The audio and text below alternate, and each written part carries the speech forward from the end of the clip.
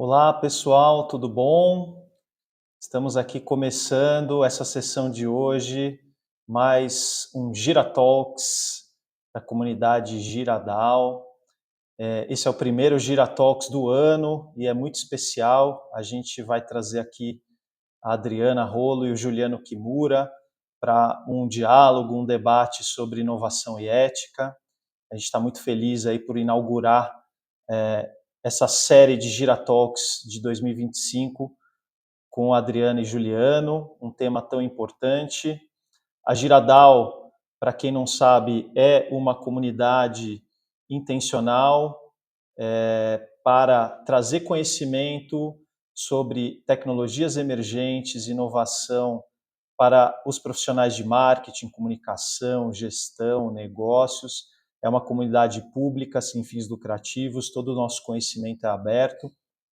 E, de tempos em tempos, a gente traz especialistas em diversas áreas das tecnologias emergentes, da inovação, do marketing, para fazer essa fronteira, para fazer esse cruzamento e trazer conhecimento, reflexão, conteúdo, mão na massa, para que todos e todas possam aí ter acesso a esse tipo de conhecimento que é tão importante, sobretudo nos tempos em que vivemos. Então, sem mais delongas, vou trazer aqui primeiro a Adriana. Bom dia, Adriana, tudo bom? Bom dia, Paulo. Bom dia, pessoal. Prazer enorme estar aqui de novo no Giratalk, sempre com assuntos assim que estão transbordando, né? Então, muito legal. Estou animada para o papo. Muito bom. A Adriana, ela é advogada, especialista em direito digital, propriedade intelectual. Eu não vou ler todo o currículo aqui da Adriana, senão a gente vai ocupar a live inteira com esse currículo. Mas a Adriana também já participou aqui de um Giratalk em 2024 sobre regulamentação de inteligência artificial e cripto, com o Leonardo Miessa. Foi muito rico. Vocês podem acessar esses Giratalks pelo nosso site, gira.xyz, e lá tem também acesso ao nosso canal do YouTube. Vou trazer também aqui o Juliano Kimura. Olá, Juliano, tudo bom? Tudo bom, pessoal? Muito prazer estar aqui pela segunda vez, na verdade, né? Segunda vez, é isso aí. E poder compartilhar aí com vocês um pouco do meu ponto de vista. Não do meu ponto de vista, mas acho que do que a tecnologia pode somar para a gente. Muito legal. Juliano já esteve aqui também em 2024. Vocês dois são recorrentes, viu? A gente repete os convites e modifica e junta todo mundo, que é super bacana também.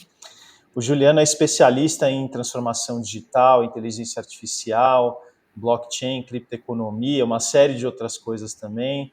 Entusiasta de inovação, da consultoria, palestras. Então, Juliano também é uma figura bastante renomada nesse segmento. Ele fez um Giratalk o ano passado sobre o projeto da World ID, do WorldCoin, que é um dos temas aqui que nós vamos abordar. Então, Juliano, muito obrigado, gratidão por você estar aqui com a gente. Vai ser um prazer aí falar um pouco sobre esse tema tão polêmico e ao mesmo tempo tão impactante, né? Muito bom. Olha, eu estou deixando aqui na nossa tela o endereço do site da Gira, onde temos todos os Giratalks armazenados. São mais de 30, 40, sei lá quantas horas de conteúdo já que vocês podem acessar. Tem desde reflexões mais profundas, como essas que a gente vai ter hoje, mas também tem muito mão na massa, how-to, tem engenharia de prompt, tem IA generativa no audiovisual, só para elencar alguns contextos. Tem o Giratalk sobre o WorldCoin, foi muito bacana também, a Juliana trouxe muitas impressões positivas. O da Adriana sobre regulamentação. Então, acessem aí, estão todos e todas convidados. Eu vou fazer algumas intervenções aqui para também divulgar daqui a pouco nossa comunidade no WhatsApp, para que todo mundo possa acessar. Podemos começar então, né, pessoal? Vamos nessa? Bora. Maravilha. Vou aproveitando e convidar também a nossa audiência que está presente tanto no LinkedIn quanto no Instagram, que façam perguntas. Vocês podem fazer perguntas pelo chat das plataformas. Eu vou estar sempre olhando aqui A gente tem uma lista de perguntas aqui enorme, a gente não vai conseguir abordar todas, imagino, mas tem perguntas muito legais e convidamos a audiência também a fazer essas perguntas conforme vocês sentirem e conectarem aqui com o nosso conteúdo. Podem botar aqui no chat que a gente vai fazendo uma curadoria e trazendo aqui ao longo da live. O formato é uma conversa, é um diálogo. A gente vai explorar toda essa expertise diversa e complementar que a Adriana e Juliano trazem. Então, fica aqui esse convite para também vocês aproveitarem e fazerem as suas perguntas. Maravilha. Então, vamos começar. O que motivou essa junção da Adriana com o Juliano, na verdade, foi um lançamento que aconteceu em janeiro, de uma plataforma chamada World ID, que tem relação com a empresa Tools for Humanity. O World ID, da qual o Juliano faz parte como embaixador, community lead, não sei se é o termo certo que eu posso chamar, Juliano. Exato. Que é um projeto bastante inovador, bastante disruptivo. E na ocasião, ali, janeiro, um pouquinho de fevereiro, aconteceu o que ficou conhecido como a polêmica da venda de íris. Vou colocar a venda de íris entre aspas, eu sei que você tem ressalvas quanto a isso, Juliana, a gente vai querer ouvir a sua opinião, mas que foi noticiado, né, em toda a mídia aí, impressa, digital, televisiva, radiofônica, enfim, sobre essa questão, porque o World ID ele faz a captura da íris das pessoas para usar essa informação para criar um protocolo de prova de humanidade. Né?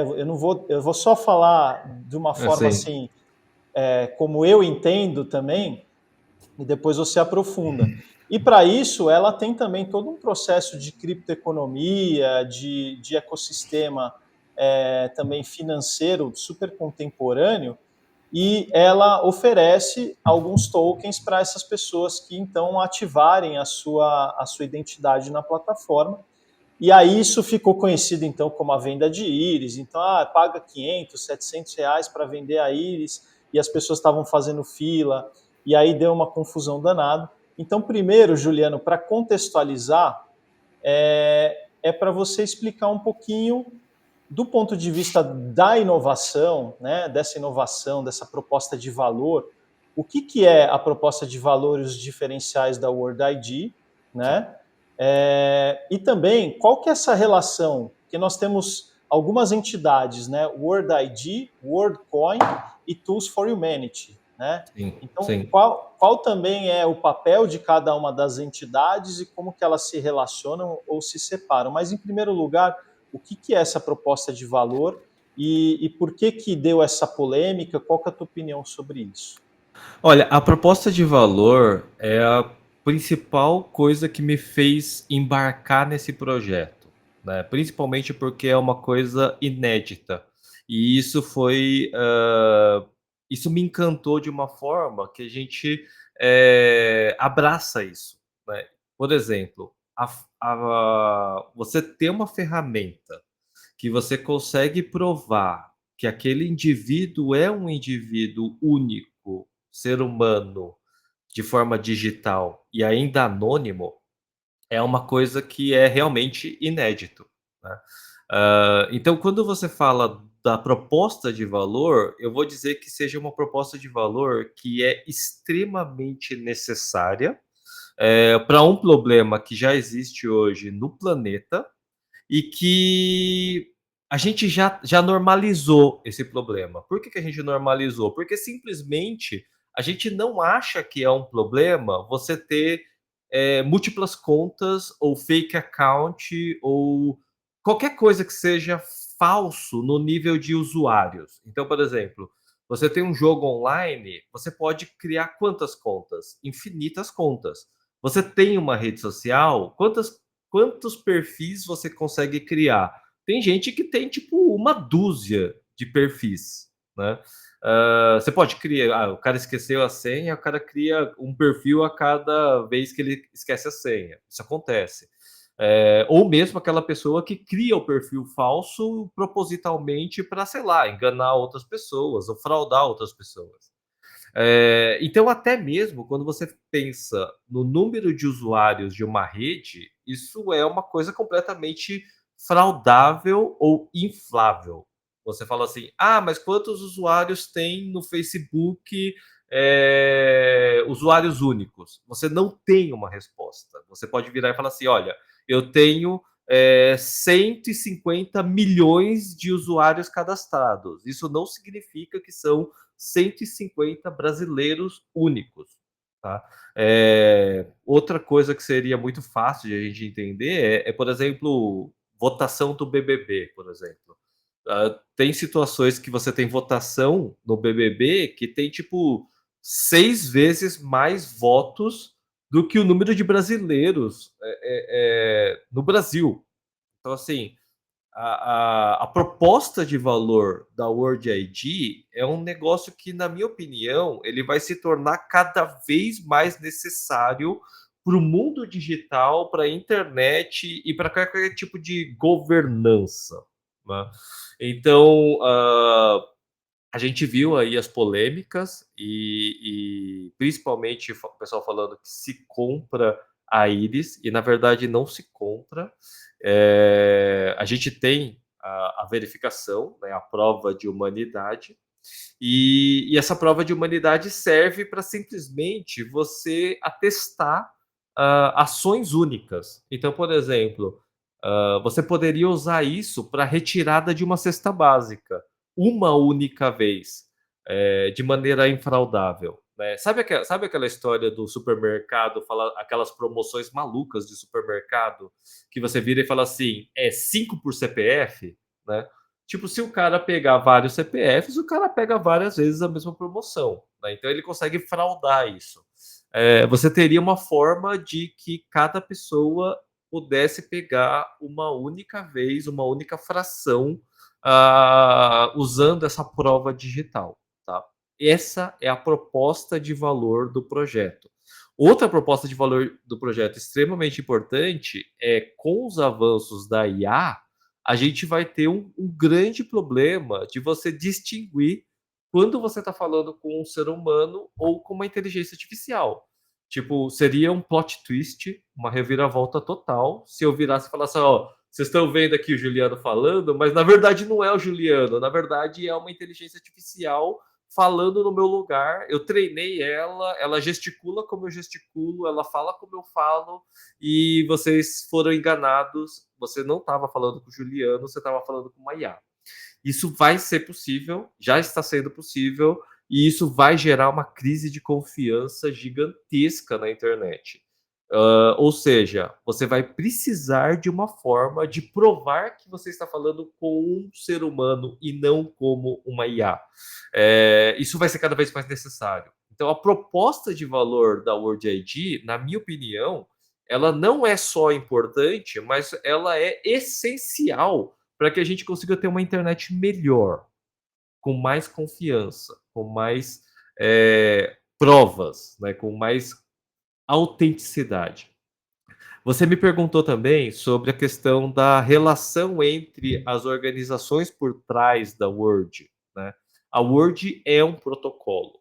Né? E você tem uma empresa chamada Tools for Humanity, e pelas palavras do próprio Alex Blanius, você pega um documentário numa entrevista dele, ele diz o seguinte, assim como o Ethereum foi criado um protocolo, né, Solidity, por trás do Ethereum, você teve empresas ali que se juntaram para formar esse protocolo. O caminho da Word é muito parecido. Inclusive, ele usa o protocolo Solidity, né, porque a Word Chain, por exemplo, ela é baseada em Optimism, que é uma Layer 2 de Ethereum. Né? Então, assim,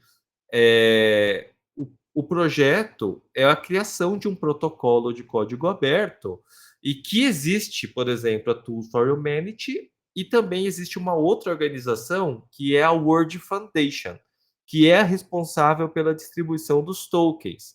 E são duas entidades separadas e completamente diferentes para você não ter uma contaminação, né?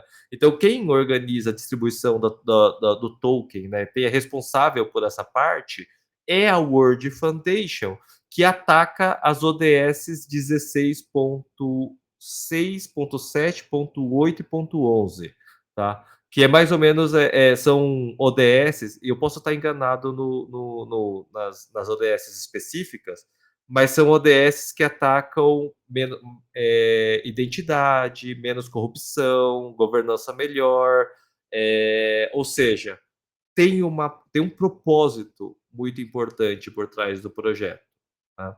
Então, seria essas duas entidades, né? A Tools for Humanity e a World Foundation, e dentro disso existem centenas de desenvolvedores, várias empresas colaborando também com esse ecossistema. A gente só está citando duas entidades de várias que estão participando. Inclusive, foi anunciado recentemente, né?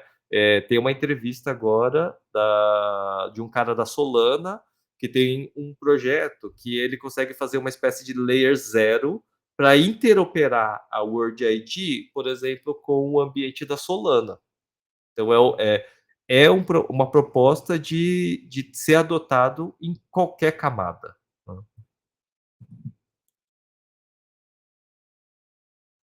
Legal. O Eu Juliano, acho que eu respondi todas, né? Ou eu esqueci de alguma parte. não, eu queria só, dentro da pergunta, né, que foi complexa, mais dois temas, assim, né? Primeiro, assim, por que você acredita, você até publicou um artigo no LinkedIn sobre isso, né?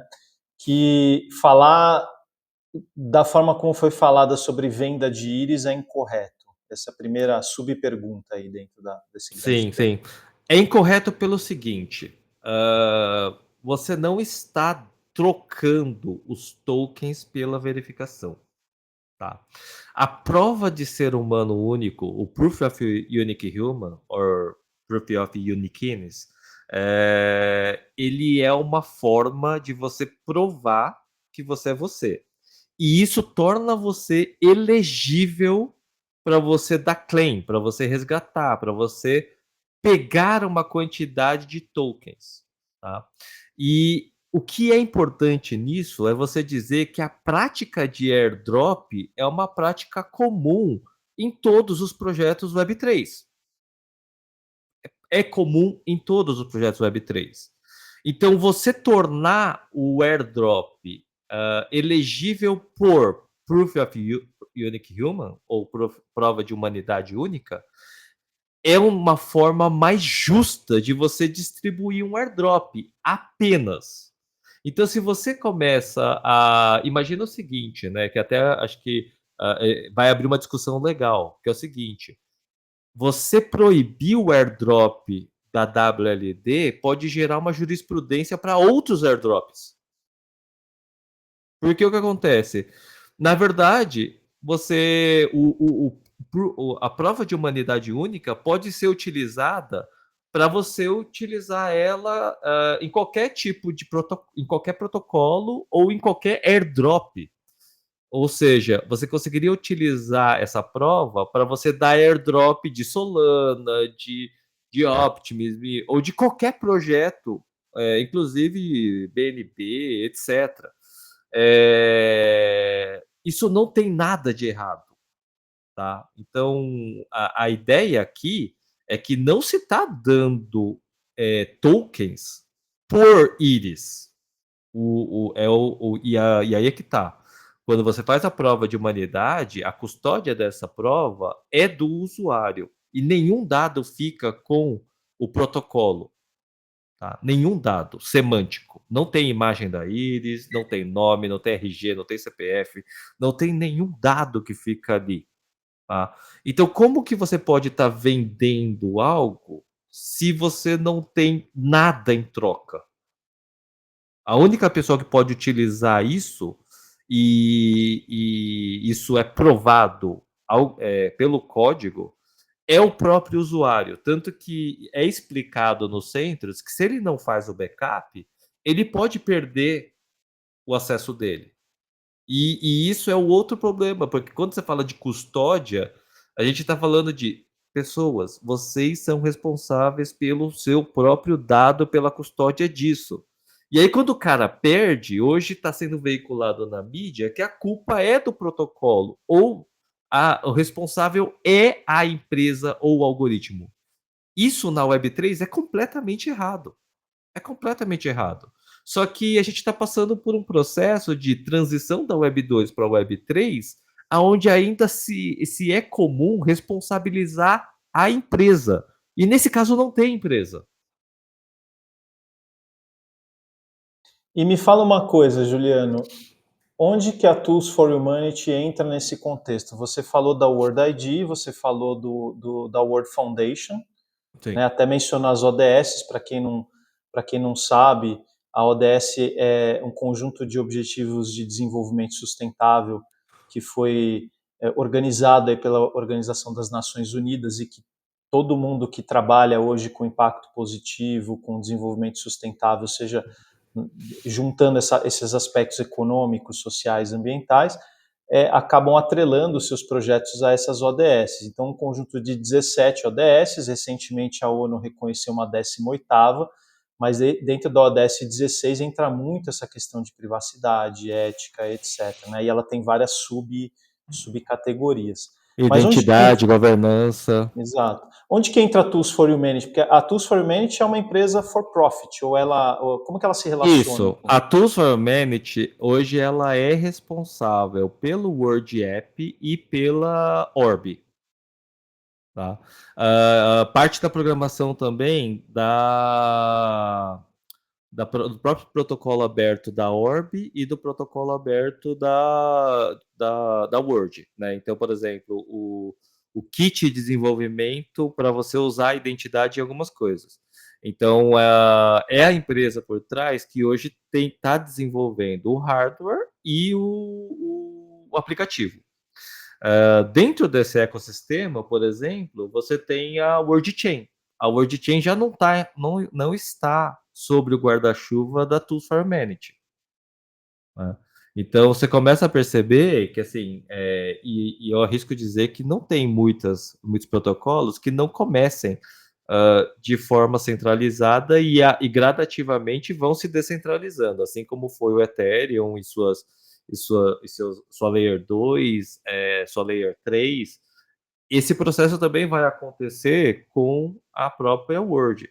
Né? Então, por exemplo, a relação da Tools for Humanity, ela tem papéis específicos ali dentro que é responsabilidade da Tools, mas que também vai ser dividido em algum momento com outra, porque a ideia é que não seja a Tools for Humanity a única a desenvolver a Orb, porque a Orb é código aberto, e se alguém conseguir desenvolver Orbs mais baratas e melhores, é óbvio que isso é bom para o projeto inteiro, para o ecossistema inteiro. E para você atingir, se você tem o objetivo de atingir o mundo e globalmente, eu não diria que uma única empresa conseguiria levar isso a nível global. Isso seria insanidade, né?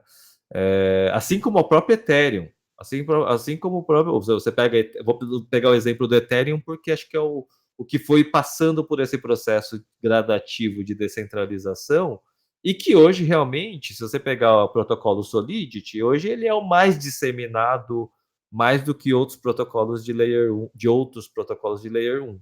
Né? Então, o papel da Tools é especificamente esses dois papéis. Se você pegar o white paper, todo o material, você vai começar a ver que isso tem um planejamento de descentralização. Na própria página oficial da Word, ele fala o que está 100% descentralizado e o que não está, né? E o que está passando por esses processos. Né? Muito legal. Eu acho importante esse prelúdio, que é um prelúdio com uma certa profundidade.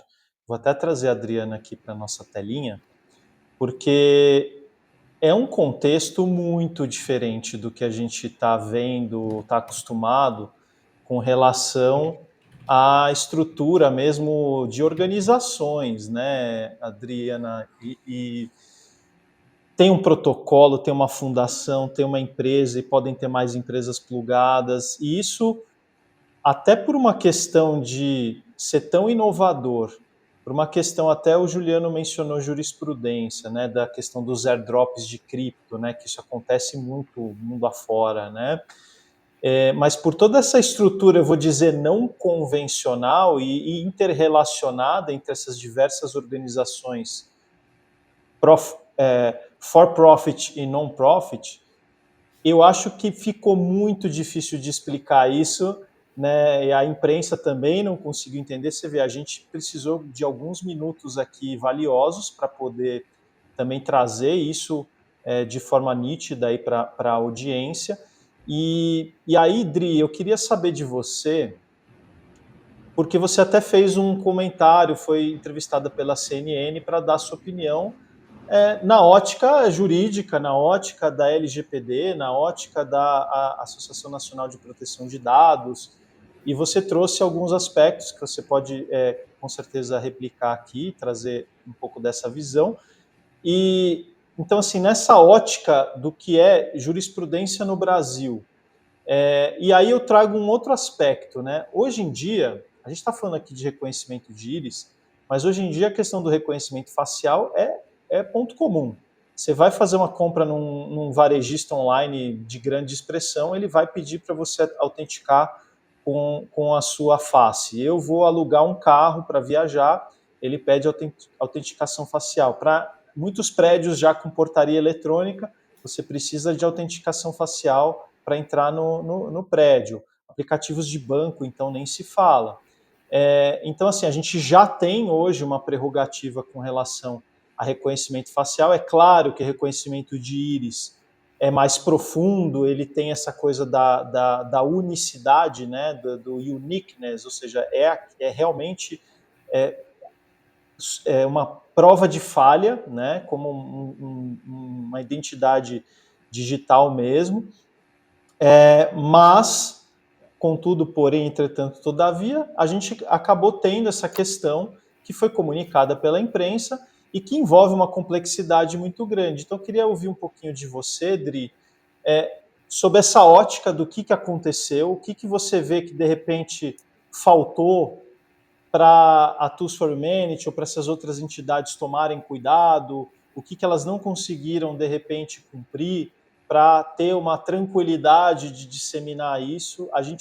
Eu arriscaria, Juliana, dizer que talvez foi a primeira vez que esse contexto de airdrop, de Web3, que é muito relegado à comunidade cripto, foi para a massa, né? E isso gerou uma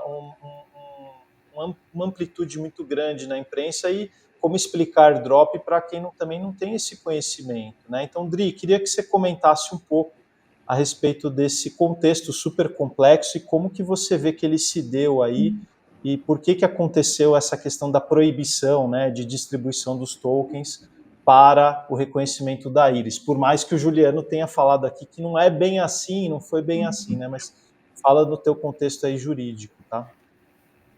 Então, foi muito bom, muito rico ouvir o Juliano falar, né? Eu até vou pensar aqui uma fala específica dele, que eu acho que teria aclarado, né, muito da perspectiva jurídica e da polêmica que se criou em torno dessa coleta, que foi justamente a questão de que o dado, né, a fotografia da íris per se, não fica armazenada na orbe, né? Ela, enfim, a pessoa vai, tira essa foto, e aí dali é extraído um hash, né, um dado para que possa ser possível a verificação e a validação. E não, de fato, há um armazenamento da foto da íris. Isso já teria trazido uma clareza muito grande, teria sido mais fácil, talvez, de permear do ponto de vista jurídico, o que justamente o World ID, a Tools for Humanity, vinha tentando fazer coletas. Porque qual que é o cerne da questão aqui? Primeiro, quando a gente está falando de dados biométricos, né, a gente entra numa categoria prevista na LGPD de dados sensíveis. Por quê? Porque os dados biométricos, eles estão muito mais intrinsecamente relacionados a um ser humano. Então, são dados relacionados à orientação sexual, à religião, à filiação partidária, são dados mais sensíveis, e isso envolve também os dados biométricos, né? Por quê? Qualquer tipo de vazamento, qualquer tipo de manipulação indevida desses dados pode trazer um dano muito grave para a pessoa impactada. Então, justamente por isso, esses dados são tratados com mais criticidade, com mais rigor pela LGPD. Então, onde há coleta desses dados, há ali um farol aceso da LGPD e da Autoridade Nacional de Proteção de Dados, né? O reconhecimento facial, como você falou, Paulo, ele já é muito utilizado, né? Amplamente utilizado em uma série de serviços e uma série de situações, né? Só que a gente sabe que o reconhecimento facial, ele é falho, né? A gente vê que muitas vezes pessoas da mesma família conseguem abrir o celular uma das outras com o reconhecimento facial. A questão da digital também é problemática, porque ao longo dos anos esse dado ele vai se desgastando, há uma dificuldade de reconhecimento, e o que foi verificado é que a íris é atualmente, né, e daqui para o futuro, a forma mais precisa de você identificar um ser humano vivo, né? Então, a íris acaba sendo sofisticado e que vai permitir, aí daqui a pouco a gente vai abrir a porta da nossa casa com a íris, acessar nossa conta no banco, enfim, fazer diversas transações a partir da íris. Então, isso fez com que fosse colocado um spotlight nessas coletas feitas pela Tools for Humanity, porque a empresa está, de fato, tomando os cuidados, né, atendendo aos protocolos específicos de segurança para garantir que lá na frente esses dados não vão ser vazados e atingir, né, impactar negativamente uma série de pessoas que estão ali disponibilizando esses dados. Então, esse foi o primeiro aspecto, né, do porquê que a ANPD, de fato, começou a investigar e querer aprofundar sobre essa coleta e se ela seria legal ou não, quais riscos que ela traria, né? Então, no primeiro momento, a gente viu que houve uma coleta massificada, né? Em pouco tempo, mais de 10 milhões de pessoas já tinham né, colocado a íris lá, né, e participado do protocolo. Então, foi realmente uma coleta em massa ali desses dados. E aí, aqui no Brasil, a gente viu que tiveram várias localidades que eles colocaram, né, esses pontos de coleta, e filas foram feitas por conta justamente da contraprestação que foi oferecida, né, os tokens que chegaram até valer R$700 para ser feita essa coleta. Aí há um segundo problema, e nesse momento houve a instauração de um procedimento administrativo pela Autoridade Nacional de Proteção de Dados para identificar se havia alguma irregularidade ali naquela coleta, né? Então, o primeiro ponto foi a massificação disso, e o segundo, a questão de oferecer uma contraprestação. Por quê? A LGPD prevê 10 bases legais que são justificativas para você tratar dados pessoais no Brasil. Então, entre essas 10 justificativas, existem, por exemplo, a execução de um contrato. Então, quando você vai, por exemplo, prestar algum serviço, você precisa coletar dados da pessoa, né, que vai tomar os serviços. Você precisa utilizar dados. Então, a execução de um contrato é uma possibilidade legal para você tratar dados. Quando você, por exemplo, vai ajudar uma pessoa que está passando mal na rua, vai levar ela para um hospital, né? Você precisa utilizar o dado dela para que ela consiga ter um atendimento. Então, existe uma previsão legal que é a tutela da saúde, né? Então, assim como essas, existem 10 hipóteses para você se enquadrar para fazer um tratamento. Quando você não tem nenhuma hipótese, você vai utilizar a 10ª, que é o consentimento. O consentimento é a base legal mais frágil que existe hoje para a pessoa poder oferecer seus dados em tratamento. Por quê? Porque ele pode ser revogado. A pessoa, no momento, eu vou consentir com a coleta dos meus dados, amanhã ela pode falar, não, quero retirar, não quero mais. Então, para empresas que tratam dados, o uso do consentimento é realmente a última hipótese a ser utilizada. Nesse caso, quando você está oferecendo contraprestação pelo consentimento, entra uma polêmica. Porque pela LGPD, o consentimento ele precisa ser livre e inequívoco, né? Nessas palavras. E o que isso quer dizer? Expressar a manifesta vontade daquela pessoa, né, em oferecer esses dados. Quando você tem uma contraprestação, fica a dúvida, né? Principalmente quando você fala de grupos em situação de vulnerabilidade e hipossuficiente. Aquela pessoa entende o risco, sabe para que ela está oferecendo os dados, sabe qual que é o propósito, ou ela realmente só está interessada na compensação financeira. E isso é considerado um vício de consentimento. E, nesse momento, a Autoridade Nacional de Proteção de Dados freou essa contraprestação. Falou, olha, eu entendo que existe um vício de consentimento quando você oferece esse tipo de contraprestação. Porque o mais importante aqui é que a gente possa garantir que as pessoas que estão dando consentimento para a coleta da íris estejam suficientemente informadas do propósito dessa coleta, de quais são os riscos dessa coleta, né, o que esperar e o que vai ser feito a partir dessas informações. E na entrevista das pessoas, na fila ali da coleta, a gente via uma ignorância assim, completa do que estava acontecendo ali, muitas vezes. Então, na minha percepção, talvez houve uma falha nessa comunicação, né? Essa explicação que o Juliano deu no início aqui da fala era essencial, né? Deveria ter algum tipo de vídeo explicando uma política de privacidade clara para informar para as pessoas o que seria feito com essa coleta. E até aquele momento existia só uma política de privacidade disponível no site da Tools for Humanity em inglês. Muitas pessoas não vão conseguir ter, né, a informação, né, a clareza esperada de uma situação dessas. Então, nesse momento, a NPD proibiu a troca de criptomoeda justamente pelo consentimento. Então, por isso, depois, né, o processo correu, ficou decidido finalmente que justamente não ia poder ter mais a venda, né, a criptomoeda, a troca da criptomoeda, enfim, a Tools for Humanity pode continuar coletando, né? Houve uma confusão muito grande de eles não vão mais poder fazer essa coleta. Eles podem fazer, as pessoas podem se voluntariar para continuar escaneando a íris, porém sem nenhuma compensação atrelada a isso daqui para frente.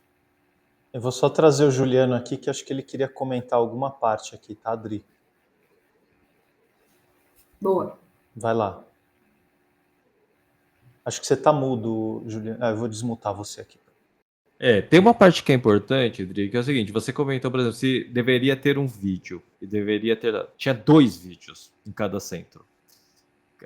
Tinha 2 televisões com cada centro, tinham 4 pessoas explicando tudo para que todas as pessoas que fizessem a verificação, elas aprendessem sobre e elas passavam obrigatoriamente pelas 4 pessoas explicando cada etapa, deixando muito claro que não era nada do que estava sendo feito ou, tipo, dando algum tipo de compensação, etc. Mas essa educação, ela estava sendo feita nos centros. O que foi veiculado pela mídia, pelos influenciadores, por um monte de gente, se você pegar todo o centro, se você visitar um centro, você ia ver que tinha todo esse processo, né? Inclusive teve por um período, teve até panfletos que explicavam tudo, e as regras eram muito claras, assim, desde o lançamento em novembro, tá? Porque o lançamento, na verdade, aconteceu em novembro, não foi em janeiro. Janeiro começou a borbulhar, mas o lançamento foi em novembro, né? A comunicação que foi feita através dos TikTokers, criadores de conteúdo, influenciadores, etc., da venda da íris, na verdade, era uma superficialidade do que realmente estava acontecendo em todo o processo. E eu concordo com você. Se você assistir as matérias de TV, se você só vê os influenciadores, é como você falou, putz, deveria ter uma TV explicando. Tinha 2. Deveria ter. As pessoas deveriam saber o que estão fazendo antes de fazer. Tinha 4 explicações, 4 etapas, fora o aplicativo. Então, assim, o que foi amplamente veiculado na sua superficialidade ali, acabou sim prejudicando a compreensão do projeto. Não que o que estava sendo feito no centro fosse diferente disso. Então, assim, é legal você comentar e trazer isso, porque eu vi isso. Você visita um centro hoje os centros estão abertos. E o que você falou é completamente correto. Você pode continuar fazendo a verificação da íris. Agora, o problema é a distribuição do airdrop, só que a distribuição do airdrop acontece em todos os projetos Web3, em toda a indústria Web3. Você proibir um airdrop, e aí você tocou num outro ponto que eu acho incrível. Muita parte do contrato precisa dos dados para você fazer o contrato. A gente não... o protocolo Word não detém nenhum dado. E nenhum nome, nenhum RG, nenhum CPF. Como que se faz? Você entendeu? Como que a gente faz a distinção entre uma pessoa que está no Brasil e que está no resto do mundo, sendo que nenhum dado é coletado, inclusive a geolocalização, né? Então, existe... a gente estava até comentando antes de entrar na live a questão do que é doable, ou que é aplicável, né? Sendo que... E aí até a questão do vazamento de dados, a própria ideia do vazamento de dados quando você está falando de Web 2 e tem uma empresa com data center por trás desses dados, é diferente quando você tem uma blockchain por trás, uma DLT por trás, uma coisa anonimizada ou uma tecnologia que a gente chama de, por exemplo, MPC, que é o Multiparts Computation, uma computação multipartes, né? Ou seja, essa computação ela é dividida e fracionada em diferentes servidores. E é aquela questão justamente por exemplo, eu vou fazer uma comparação meio bizarra, mas, por exemplo, a entrada de um dado numa rede neural e a saída, input e output, né? Então, realmente, é muito complexo, né? Eu sei que existem muitas leis e muitas coisas que precisam ser obedecidas, mas a pergunta principal é: e quando a tecnologia propõe um cenário que não foi imaginado antes? Eu queria só complementar, Adri, antes de você comentar os pontos do Juliano. Essa pergunta que ele fez no final é sensacional, acho que a gente pode explorar ela, mas teve um ponto também da revogação do consentimento, né? Eu acho que tem, às vezes, algumas coisas até simples, com base na LGPD, que ali o usuário não estava conseguindo fazer isso de maneira muito facilitada, eu não sei se ainda não estava apto a fazer isso. Isso também corroborou com a decisão da NPD também, né, Dri? Aí pode comentar. Mas isso já tá. Isso desde a Europa já está resolvido, já, tá? Isso daí são coisas que aconteceu na Europa. Hoje, na aplicação, você consegue, tipo, deletar os dados, etc., como tanto a GDPR quanto a LGPD pedem. Exato, porque tem pontos que estão muito expressos na lei, né? Do que pode ser feito, do que não pode ser feito. E aí depois a gente entra no cenário justamente muito interessante que o Juliano menciona, que tem a inovação que a lei não alcança, porque ainda é muito cedo, né?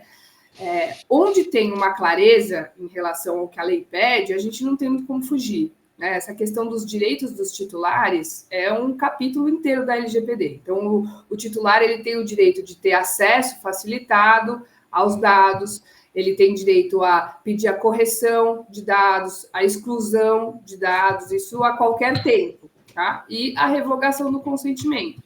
Eu lembro que o responsável, acho que era o DPO da Tools for Humanity, ele tinha dado uma declaração de que, naquele momento, seria impossível, depois de ter sido feita essa coleta, acessar, a pessoa que, enfim, fez o scan da íris, acessar novamente esses dados.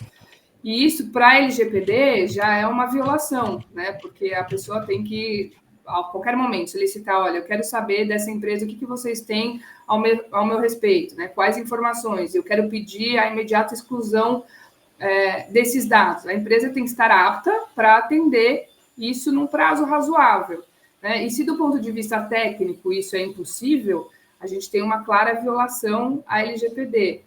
Então, esse é um ponto que fica de atenção, né? Principalmente quando a gente está falando de novas tecnologias. As empresas, antes de colocar alguma inovação, algum produto novo no mercado, elas têm que se atentar a essas regras de governança e já ter um protocolo específico, né? Aqui eu sou capaz de, se solicitado, deletar esses dados, poder informar o titular o que eu tenho, corrigir, enfim, porque isso é uma premissa básica. E, por outro lado, a gente tem justamente, né, esse lugar de que a inovação ela cresce muito mais rápido do que qualquer lei. A gente acaba entrando numa janela interpretativa da lei, né? Nesse caso, o que eu posso alocar do que eu tenho de lei para tratar desse tipo de situação, né? E aqui, realmente, essa decisão da NPD, a gente vê que a NPD hoje, né, ela tem uma atuação bem pontual e ela foca ainda muito em big techs. Ela não consegue ainda, ela não tem uma capacidade de pessoal para poder, de fato, ter uma atuação homogênea no mercado, né, em todos os níveis. Então, ela foca muito em big techs, em empresas que estão nesse spotlight ou que estão fazendo, né, alguma inovação, algo muito disruptivo com dados, porque isso acaba sendo o foco das polêmicas. Isso que o Juliano trouxe é muito interessante. Então, ela proibiu essa compensação aqui no caso da Tools for Humanity. Mas isso cria uma jurisprudência de mercado. Em tese, a gente deveria seguir agora para todos os nichos, né, essa proibição. Então, em nenhum momento mais você vai poder ter troca, compensação financeira por um consentimento. E isso vai impactar diversas operações, né, de empresas que já se valem disso. Até que ponto isso é possível do ponto de vista técnico? Eu acho que esse estudo ele não foi feito antes da decisão ser colocada pela NPD, né? A decisão da NPD ela seguiu a lógica de olhar para um business específico e decidir aí. Isso é problemático. Odri, aproveitando a pergunta do Juliano, né, e temos essa exploração também prevista, a lei não consegue alcançar a inovação, porque ela vai sempre reagir a coisas que se apresentam, fatos novos e questões mais complexas, né, como até o próprio ecossistema que o Juliano explicou para a gente do que é o projeto, as suas entidades, protocolos, fundação, for-profit, etc, etc. E como que você enxerga hoje, no panorama, acho que um recorte prioritário Brasil, mais global, porque você está envolvida com regulamentação de IA, eu sei que você também tem conhecimento dessa questão de regulamentação de cripto, que está mais atrelada também a ativos financeiros e imobiliários. Tem agora essa questão toda de propriedade intelectual, direitos autorais por conta da IA generativa, treinamento de dados. Isso são alguns exemplos de coisas que a lei não alcança, né? Tem países que não têm a lei para isso e que não estão nem discutindo. Tem países que têm leis mais rigorosas. Tem o Brasil que está explorando e, ora, ele, por essa falta de conhecimento, eu sei que você faz um trabalho muito de aproximação também com as entidades públicas para trazer esse conhecimento, essas preocupações, né? Você tem grupos de trabalho, tem grupos de conhecimento para dar luz a isso, mas como que você enxerga que está isso e nesse recorte Brasil, assim, diante de tudo que está acontecendo, e o World ID é mais uma dessas coisas, né? Como é que você enxerga isso? Então, acho que agora a gente está nesse momento muito auspicioso, porque a gente teve aí desde 2023 um boom de IA generativa, né, que colocou a gente num outro patamar, né? Antes a gente tratava de IAs mais fundacionais, de propósito geral, né, que não tinha essa interface direta com o usuário, e no momento que a gente tem as IAs generativas, né, esse impacto e essa comoção no mercado, a gente tem uma nova face de encarar a tecnologia e, com isso, preocupação regulatória, né, por conta das fraudes, né, da iminência de novas fraudes, enfim, do mau uso dessa tecnologia que possa prejudicar as pessoas. Então, uma necessidade de regulação. Essa necessidade de regulação, ela é uma tendência global. Todos os países, né, de certa forma, brigando aí pelo pioneirismo em AI, estão tratando de regulação. Tem normas que estão sendo discutidas em níveis mais gerais, né, nas grandes organizações como a ONU, a OMS, sobre o uso de AI em eixos específicos, né, como assim, áreas que têm uma preocupação maior com os riscos.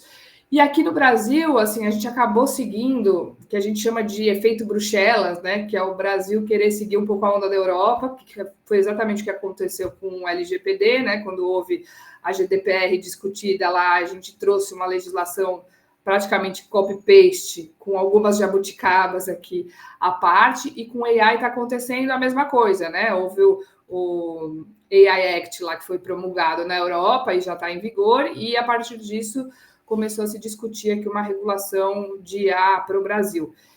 No momento que essa regulamentação foi apresentada, né, o texto original, isso me preocupou muito, porque no escritório eu trabalho muito com empresas de tecnologia, a gente advoga para muitas startups, e a gente vê no dia a dia empresas que estão desenvolvendo ferramentas incríveis com AI, que têm um alcance, uma possibilidade de impactar positivamente milhares de pessoas, né, em vários setores, agro, saúde, educação, enfim, inovações incríveis, e que a gente tem que abrir portas e fomentar que isso aconteça, né, e não enterrar essas inovações com uma série de burocracias e regras rígidas. Então, no momento que esse marco regulatório foi proposto, eu comecei realmente a me envolver em Brasília nas discussões e tentar levar cases para sensibilizar os parlamentares lá. Eu acho que falta um letramento, né, um conhecimento técnico dos parlamentares para compor leis que são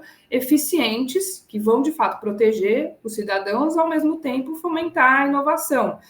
Então, o primeiro recorte que a gente teve de texto legal foi muito prescritivo, né, no sentido de que a ótica ali era proteger os cidadãos e as pessoas por conta das fraudes, da privacidade, de uma série de preocupações que são legítimas, mas não tinha equilíbrio nenhum com a outra ponta, que vamos, de fato, fomentar um ecossistema de inovação, de IA, para que o Brasil seja competitivo, para que a gente tenha soluções que possam ajudar nos custos, ajudar na parte de recursos públicos, de oferta de saúde, de oferta de melhores soluções, enfim.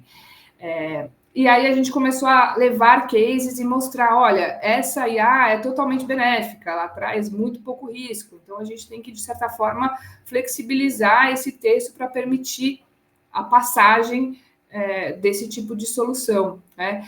E esse momento agora, é muito legal que a gente está fazendo essa live agora, porque o momento é auspicioso. O texto legal já melhorou bastante do que foi proposto lá em 23, ainda precisa de melhoras e ele ainda está em discussão. Isso que é bom. A gente está num momento que a gente ainda tem margem para sensibilizar esses parlamentares, levar sugestões, levar cases, mostrar, né, o que a tecnologia é capaz de fazer com os riscos e tentar passar um texto que seja equilibrado nesses dois pontos, né? Então, ao longo desse ano de 2025, a gente vai ter as discussões sobre esse marco regulatório na Câmara dos Deputados. Então, eu faço muito esse trabalho de juntar cases para levar e, enfim, a gente tentar modificar. Então, até quem da audiência que estiver trabalhando com desenvolvimento de AI e quiser me procurar para a gente agregar esse trabalho, vai ser muito bem-vindo. A gente tem feito bastante esse trabalho em Brasília. E como você mesmo falou, Paulo, eu acho que ainda o marco regulatório, ele trabalha com AI em diversos eixos, né? Então, por exemplo, tem a questão da sustentabilidade, porque treinamento de modelos, né, desenvolvimento de AI pode ter um impacto ambiental significativo. Muitas vezes a gente precisa de data centers, né, uso de energia, enfim. O marco regulatório ainda é ciente sobre a questão de ainda é silente sobre a questão de sustentabilidade, né, não tem nenhuma previsão ali. E a questão dos direitos autorais, que é uma outra polêmica, também ainda está engatinhando, assim, o texto não abordou isso de uma forma profunda. E é importante a gente ressaltar que a nossa lei de direitos autorais é da década de 90. Então, assim, ela está muito atrás de todas as inovações que a gente passou aí nas últimas 2 décadas. Então, agora a gente está vivendo um momento em que uma inteligência artificial ela pode criar uma obra autoral. Porém, quando a gente olha para a nossa legislação aqui no Brasil, ela diz que só é passível de proteção de direito autoral as criações elaboradas a partir do intelecto humano. Então, você pressupõe que tem que ser um ser humano para poder criar uma obra autoral. Então, hoje, a gente não tem nenhuma previsão de proteção para obras desenvolvidas por AI. Então, isso mereceria, de alguma forma, uma alteração dessa lei. Do outro lado, a gente também tem uma impossibilidade de utilização de obras protegidas por direito autoral para treinamento de máquina. Só que a gente sabe no dia a dia que isso está sendo feito em muito larga escala, né? Porque as IAs são treinadas com dados massificados. E no meio desses dados tem obra autoral, né? Tanto musical, artística, quadros, textos, enfim, protegidos. E isso está sendo utilizado e, via de regra, isso é proibido no Brasil, né? No Brasil e nos Estados Unidos, tanto que nos Estados Unidos já tem diversas ações judiciais correndo, por exemplo, do New York Times contra a OpenAI por conta de uso de textos do jornal, né, para alimentar a máquina. Isso era proibido. Então, de alguma forma, a lei vai ter que endereçar esse tipo de situação, que vai ser cada vez mais recorrente à medida que a tecnologia evolui e que a gente não tem previsão legal para isso, né?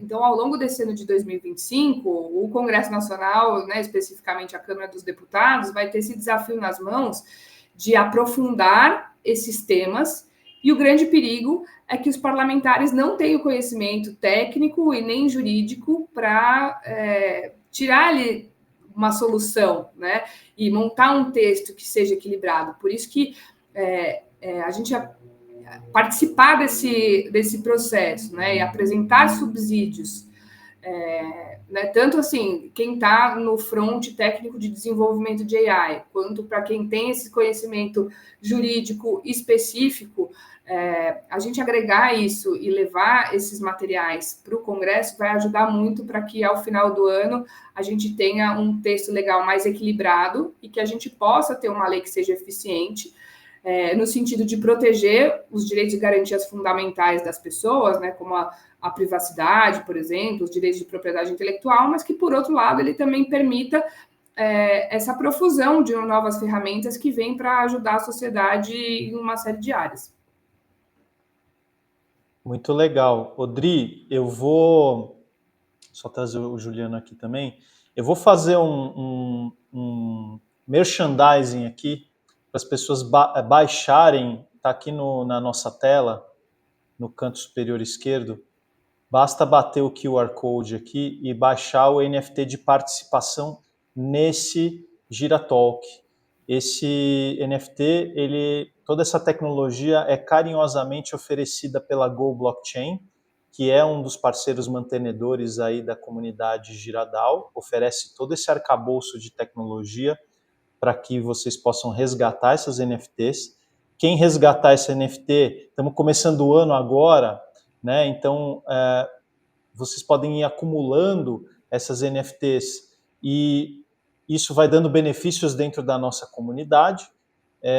Então, resgatem. É super simples, é uma forma também de ter contato com a tecnologia blockchain sem ter que entender nada de blockchain. Vocês vão ver que vocês vão acessar pelo navegador, vão colocar a conta do Google de vocês ou qualquer outra conta que vocês quiserem, login social, e vão ter NFT na carteira de vocês. É uma rede Polygon super bacana, esse caso de uso também de aproximar aí os tokens do nosso dia a dia.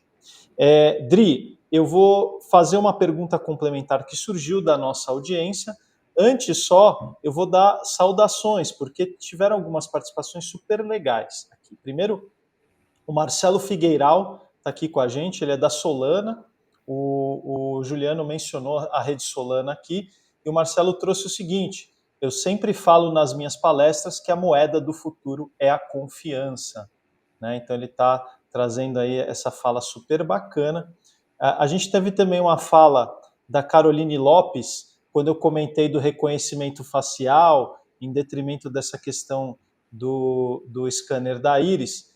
É claro, né, Carol, eu fiz essa pergunta até para que a Adriana pudesse trazer um pouco. A Adriana explicou super bem, mas corroborando aqui também com o que a Caroline disse, né? Porque ela falou, olha, reconhecimento facial é bem diferente do scanner da íris. Essa comparação não cabe. A íris é uma biometria de muito valor, pois não muda. E a Adriana trouxe isso muito bem também explicado. Pessoas da mesma família e etc. que podem também fazer esse uso, ou seja, a íris é muito mais precisa.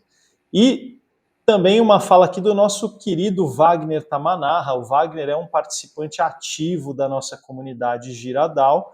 Ele traz que ele já é um ser humano reconhecido desde o início aí do projeto World ID, né? Ele lembra também que desde 2024 que esse projeto vem sendo executado, que as orbes vieram para o Brasil ano passado também, então o Wagner traz esse aspecto.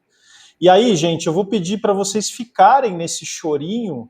Nós vamos dar um chorinho porque o papo está muito bom. Eu queria fazer uma live de 2, 3 horas, né? Mas infelizmente a gente também não tem essa disponibilidade. Vocês vão ficar cansados também, cansadas, né? Mas fiquem um chorinho, por quê? Porque a gente vai fazer essas derradeiras perguntas aqui que vão vir da audiência. Então, uma pergunta para a Adri, outra pergunta para o Juliano, e depois, gente, a gente vai fazer um bate-bola que é muito interessante. São perguntas rápidas que eles vão ter que responder sim ou não. Então é muito legal, vai ser bacana fazer esse bate-bola aqui com a Adriana e com o Juliano. São perguntas que têm a ver também com o que a gente está falando aqui. Tá? E olha, advogado responder sim e não é impossível, hein, Paulo? É sempre depende e discorre. Vai ter que escolher sim ou não.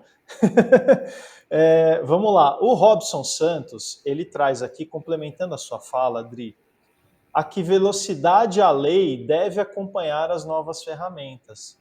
Ela deve aguardar a estabilidade de usabilidade para estabelecer uma regulamentação ou ela deve se antecipar? Ainda nesse paradoxo, nesse grande dilema de até onde a inovação é atrapalhada mais ou menos pela regulamentação e como que também os aspectos éticos e de privacidade não sejam desconsiderados. Então a pergunta do Robson é: a lei deve acompanhar em que sentido? Aguardando ou se adiantando, né, a essas inovações? É possível se adiantar? Pergunta difícil, né? Porque muitas vezes não é possível se adiantar, né? A gente não consegue ter o legislador não consegue ter uma criatividade tão grande de já ir pensando antecipadamente todos os riscos possíveis ou danos que podem acontecer, né? Pessoalmente, eu acho que tem que ter um timing bom, talvez até um uso de tecnologia, mas que a gente possa sempre se valer de princípios. Sinceramente, eu acho cedo para ter uma regulação de AI já e de bater esse martelo num momento em que a gente está ainda em teste, praticamente. Vai mudar muito, porque se a gente bate o martelo agora num marco regulatório super robusto, a chance de isso estar obsoleto daqui 5 anos é enorme. E eu vejo que a gente aqui no Brasil, especificamente, a gente já tem um arcabouço legal bem robusto para questões que são sensíveis. Por exemplo, a gente tem a LGPD, que é uma lei super completa, é uma lei super extensa, com uma autoridade nacional de proteção de dados que está se municiando, né, que está aos poucos entendendo a sua importância e colocando no mercado normativas, orientações para que as empresas possam seguir diretrizes, né, e se adequarem a essa lei. Então, eu acho que essa lei endereça muitos riscos que já foram colocados para o uso de AI quando a gente está falando de privacidade e de proteção de dados pessoais. Então, a gente já pode se valer dela hoje para endereçar uma série de questões. Né? A gente tem o Código de Defesa do Consumidor, quando a gente fala de relações de consumo, né, de uso de AI em e-commerce, por exemplo, a gente já tem uma lei do consumidor que endereça já os direitos do consumidor quando ele está dentro de uma consumo. A gente tem o Código Civil, que já diz que qualquer pessoa que lesar outra, ela tem obrigação de reparar. E isso é uma regra geral, né? Que aqui para a AI também é válida. Se uma AI é colocada no mercado de forma a lesar alguém, né, algum usuário, a pessoa responsável vai ter que reparar, né? Seja a empresa por trás dessa IA, a dona da ferramenta, enfim, por aí vai. Então, não é que a gente está 100% abandonado, enquanto sociedade, ao uso de AI. As pessoas ficam um pouco em pânico, né? Ah, não, a AI está crescendo, a gente está vendo vários usos, novas tecnologias, e a gente ainda não tem uma lei de AI. Não tem, mas a gente tem uma série de outras leis que se valem ao propósito da AI também. Então, eu acho que é um momento de sentir mesmo qual que é o alcance dessa tecnologia, quais usos vão ser feitos, em quais setores e quais riscos que vão acontecer daí. E, a partir disso, a gente tem uma abordagem mais setorial, né, para poder, de fato, regulamentar e fiscalizar. Porque, veja, a NPD, ela é uma autoridade que ela não é versada do ponto de vista técnico em questões, por exemplo, de saúde, ou questões de aviação civil, ou questões relacionadas a danos ambientais. Então, o ideal seria que cada entidade responsável por cada setor, então aqui estou falando de Anvisa, né, de ANAC, de todas as agências reguladoras, de começarem a estudar os impactos da AI nos diversos setores, para que elas sim possam direcionar se tal uso vai ser considerado de alto risco e quais serão as penalidades para danos específicos dentro dessas áreas. Então, eu acho que seria mais interessante essa abordagem setorial e mais principiológica nesse momento do que cravar um marco regulatório. Porém, eu acho que eu estou sendo vencida pela correria do Congresso Nacional de querer passar uma lei ainda esse ano. Muito bom, Dri. Acho que você deu uma deixa aqui para a pergunta que eu vou fazer para o Juliano, mas eu estou no meu momento merchandising, então vocês me permitam também fazer mais um merchandising. O QR Code continua na tela para quem quiser resgatar, e eu vou trazer um outro QR Code com o convite para quem quiser entrar no grupo de WhatsApp aqui da comunidade GiraDAO. Então, basta escanear esse QR Code e você vai entrar aqui na nossa comunidade para ficar sabendo de tudo que está acontecendo, de todos os Giratalks. Também a gente circula relatórios, insights, novidades, né? Eu vou até ver se eu consigo trocar aqui, porque, coitado do Juliano, ficou atrás da propaganda aqui. Agora eu me coloquei atrás da propaganda e vocês que são os principais aqui não ficam ofuscados. Mas então entrem nesse grupo de WhatsApp também, para que vocês possam participar, ter contato, saber das novidades. Ô Juliano, eu vou trazer um comentário do Wagner Tamanarra, nosso querido participante aqui ativo da comunidade GiraDAO, e eu vou emendar uma pergunta com relação ao comentário dele. E também na deixa que a Adriana deu, porque a Adriana comentou aqui que as entidades específicas também precisam se preparar, precisa ter letramento, né? E você ficar criando centralidade o tempo todo, né? Órgãos específicos, e tem uma discussão muito profunda e muito ampla. O Wagner, ele trouxe sobre essa questão do vício do consentimento. Deixa eu tirar aqui, depois eu volto aqui a propaganda do WhatsApp. O Wagner trouxe essa questão do vício do consentimento provocado pela recompensa em tokens. Ele disse que, na opinião dele, soou um pouco demais, porque mesmo as pessoas vulneráveis, é como se elas não tivessem discernimento a respeito do que elas estão fazendo. Né? E ele aí colocou a opinião dele. Além disso, eu penso que estas recompensas em um WorldCoin é importante, pois é um experimento de renda básica universal em um provável futuro com menos empregos por causa da expansão da AI. Então, eu queria, Juliano, que você comentasse dois aspectos. Esse lado da renda básica universal, que a gente não explorou no início do projeto, né? E dois, o lance da educação. Vamos chamar aqui, porque a gente vive uma era de tecnofobia. As pessoas não entendem o que está acontecendo, têm dificuldade e não querem olhar para isso. E, ao mesmo tempo, elas precisam ter esse conhecimento, esse letramento, que é até um dos propósitos aqui da própria Giradal para a comunidade profissional. Não é à toa que a gente está no LinkedIn, que a gente chama todos e todas as profissionais para participar, para ter esse contato, para ter essa profundidade maior de conhecimento. Então, a Adri comentou das próprias entidades públicas, né, dos órgãos reguladores setoriais, e a gente vê também que isso é uma questão social, né? A gente precisa de educação. Você comentou lá que nos centros tinham pessoas, tinham vídeos.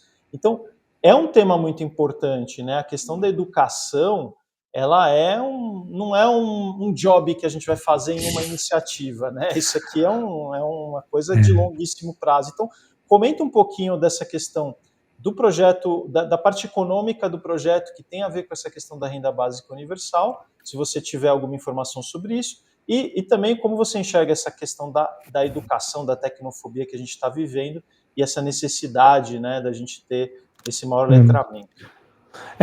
Hoje o que eu vejo de desafios, né, Paulo? A gente não está com um problema de tecnologia, tá? A gente está com um problema cultural, um problema de adoção. A tecnologia existe e sempre existiu, e ela vem se tornando cada vez mais fácil, cada vez mais acessível. Tá?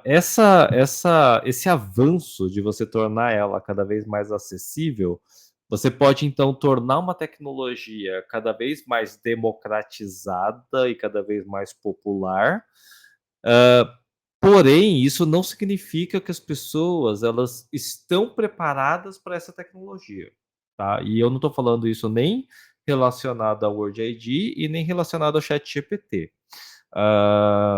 Em relação ao que a Adri estava falando, né, em relação à inteligência artificial, por exemplo, eu discordo de alguns pontos que a tecnologia, por exemplo, a inteligência artificial, ela é só uma ferramenta e um meio, tá? Quando você está usando a tecnologia, por exemplo, assim, você está na medicina ou você está no, sei lá, no jurídico. Você não faz diferença se o cara tá usando o Windows ou o sistema operacional do Linux ou o Apple. Você não faz essa distinção, tá? No futuro próximo, o que eu acredito é que, literalmente, a IA vai estar em todo lugar, em qualquer coisa, em qualquer ferramenta, em qualquer lugar, tá? Então, você já tem hoje uma parceria anunciada da OpenAI com os aparelhos da Apple, anunciado, oficial. Ou seja, futuramente você vai ter ChatGPT em todos os aparelhos da Apple. Você vai ter a Microsoft com Copilot conectado com ChatGPT também, se eu não me engano, né? E aí você está vendo os avanços que, assim, se tudo está conectado com o IA e todo mundo está utilizando a ferramenta para produzir imagem, vídeo e texto, você não tem mais a distinção sobre você estar usando uma inteligência artificial ou estar utilizando o Photoshop, o PowerPoint, o Canva. Não existe mais essa distinção. Tá? Então, eu acho que isso vai se tornar invisível aos olhos da pessoa. Usar a IA vai ser como usar a própria internet. Tá? Visto por esse lado, qualquer tipo de discussão desse tipo, ao meu ponto de vista, se torna inútil. Tá? Em relação ao Word ID e o que o Wagner trouxe sobre UBI, Eu vou levar para outro caminho. Tá? Hoje, o desafio da UBI é você ter... O problema da UBI não é a UBI propriamente dita, mas o problema de como se faz a UBI, como se isso é distribuído. Tá? Porque a riqueza em diferentes lugares do mundo é diferente. Né? E você ter uma forma de distribuir algo uma única vez por pessoa, isso é inédito. E isso não tem a ver com a Word, isso não tem a ver com a WorldCoin, isso não tem a ver com os tokens. Tá? A gente está falando de um mecanismo, um meio, uma ferramenta. Tá? E o propósito do projeto, como expliquei, principalmente da Word, o maior valor agregado é a prova de ser humano único, que é um meio para um fim. Tá? E isso não acontece decorrente a Word, não acontece. Isso pode ser para qualquer coisa, literalmente. Tá? Porque é um protocolo. O protocolo é um meio, não um fim. Né? Então, cara, eu acho muito legal. Eu acho que vai ser uma coisa realmente. Isso já é levantado por muitas pessoas ao redor do mundo sobre a necessidade de uma forma de a gente conseguir fazer isso, né? Eu acredito, inclusive o próprio Alex Blania, em um dos documentários, ele menciona esse ponto, sobre questões de governança, sobre questões de viabilizar coisas assim. E eu acho que é uma ferramenta importante, mas não que ela seja o fim. Tudo que está sendo criado com o protocolo, ela é o meio. Né? Então, o principal é a Word ID, é o Proof of Unique Human. O que vai ser feito com isso pode ser infinitas aplicações. Né? E tem um valor inestimável. Né? Então, assim, eu não olho para o UBI como sendo o fim para isso. Né? Ele é só uma das coisas que pode ser feito, que pode ser viabilizado através da Word. Muito bom. Pessoal, agora a gente vai entrar no nosso bate-bola. Estamos encaminhando para o final. Foi muito rico, muito agradável estar com vocês. São perguntas finais respondidas de bate-pronto.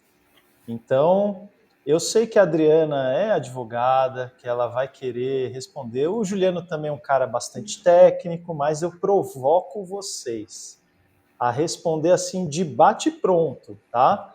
Então, vamos começar. São perguntas simples, são 4 perguntinhas, mas eu quero saber de vocês. Primeiro, Juliano, em relação ao caso específico da Tools for Humanity, World ID, que aconteceu no Brasil, você vê mais pontos de benefício ou preocupação entre a inovação proposta e a forma como foi aplicada? Benefício ou preocupação, Juliano?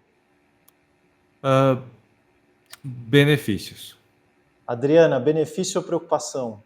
Preocupação. Muito bom, é isso aí, tá dando certo, pessoal. Agora vamos lá. Adriana, para você primeiro.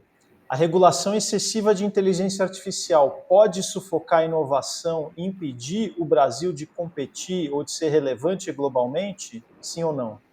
Com certeza absoluta. Juliano? Sim. Maravilha. Então vamos invertendo aqui agora para você primeiro, Juliano.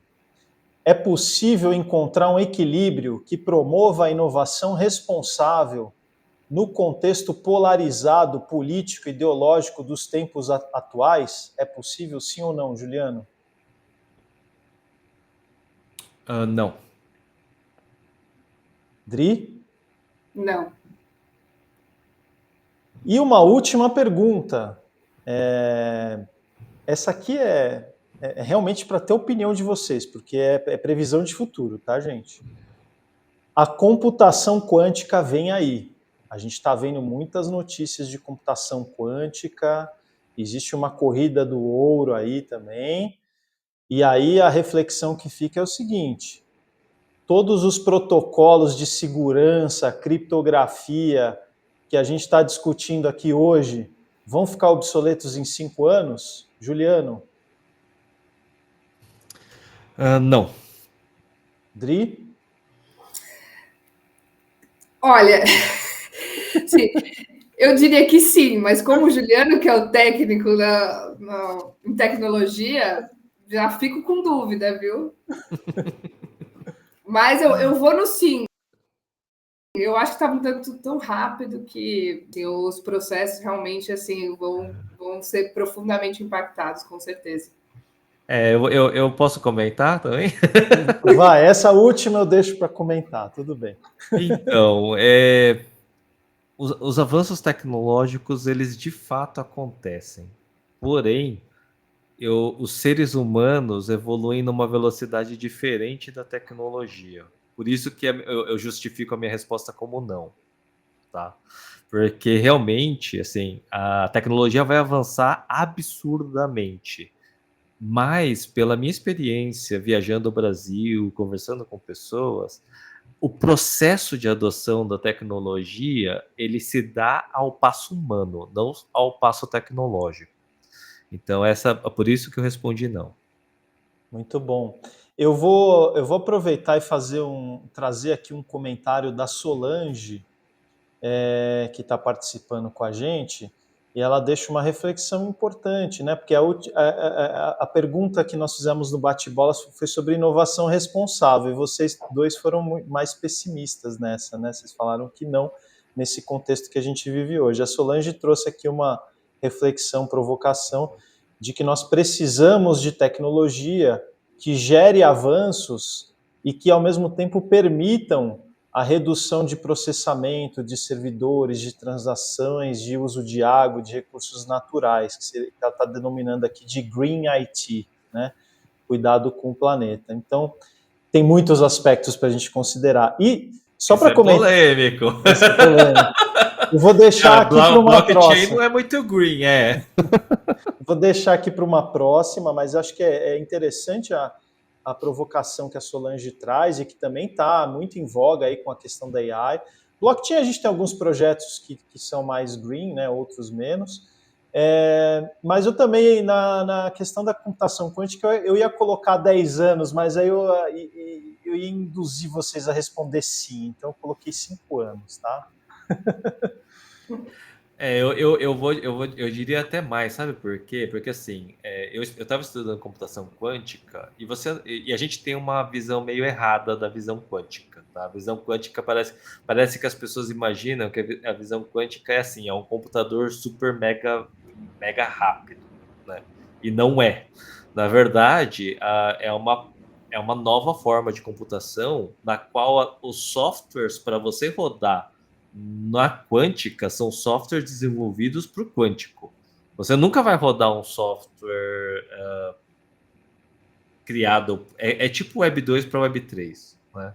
Então, assim, se a gente está no processo de adoção de Web 3 e blockchain já faz quantos anos? Mais de 10 anos?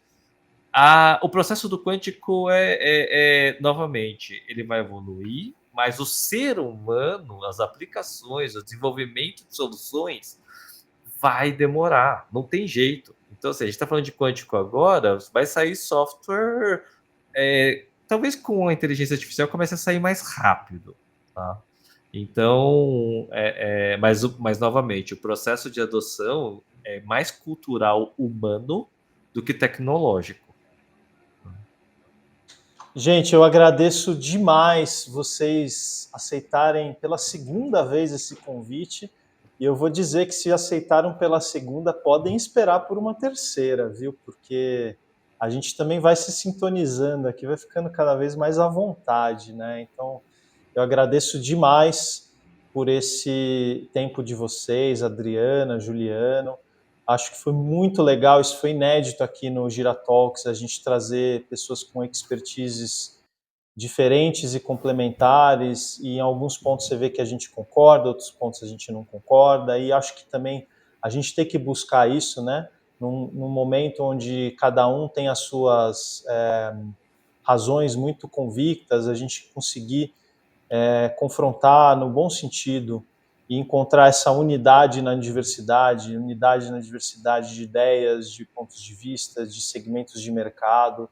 Eu acho que é isso que vai nos levar adiante. Então, agradeço demais por esse diálogo, foi um diálogo maravilhoso, muito construtivo, acho que a audiência gostou bastante, muito feedback aqui também. Então, Dri, Juliano, gratidão pela participação de vocês. Em breve estará no YouTube e também em conteúdos aí diversos nas nossas redes da Giradal. Acompanhe pelo LinkedIn, pelo WhatsApp e pelo nosso site que está aí printado na tela. Muito obrigado, pessoal. Obrigada. Obrigado, pessoal. Valeu.